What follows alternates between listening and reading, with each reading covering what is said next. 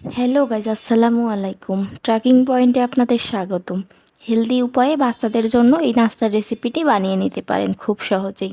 খেতে অনেক মজার এই নাস্তার রেসিপিতে লিকুইড দুধ, ডিম, সবজি আছে।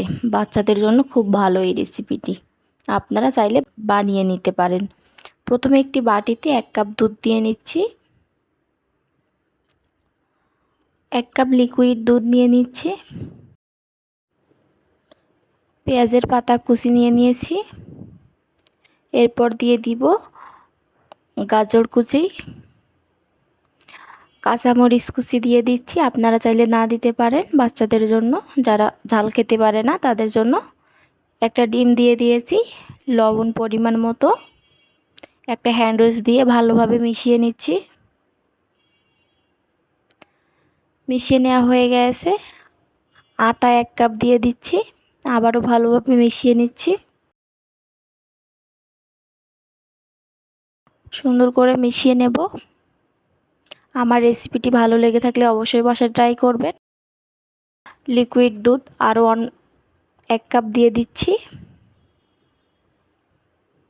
ভালোভাবে মিশিয়ে নিচ্ছি। আমার রেসিপিটি কে কোথা থেকে দেখছেন অবশ্যই কমেন্ট করে জানাতে ভুলবেন না। চুলায় একটি ফ্রাই প্যান বসিয়ে 1 টেবিল চামচ তেল দিয়ে দিয়েছি। এরপর মিশ্রণগুলো দিয়ে দিচ্ছি। এইভাবে রেসিপিটি তৈরি করে নিতে পারেন। আমার রেসিপিটি ভালো লেগে থাকলে লাইক, কমেন্ট, শেয়ার করে দিবেন এবং কে কোথা থেকে দেখছেন কমেন্ট করে জানাতে ভুলবেন না। আশা করছি আমার রেসিপিটি আপনাদের কাছে ভালো লাগবে। এভাবে এই নাস্তাটি তৈরি করলে বাচ্চারা অনেক মজা করে খেতে পারবে।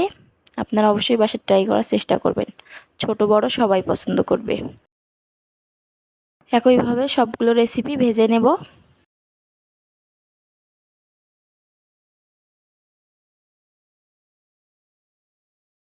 ভিডিওটি ভালো লেগে থাকলে অবশ্যই সাবস্ক্রাইব করে দিবেন। আশা করছি ভালো লাগবে, নিরাশ হবেন না।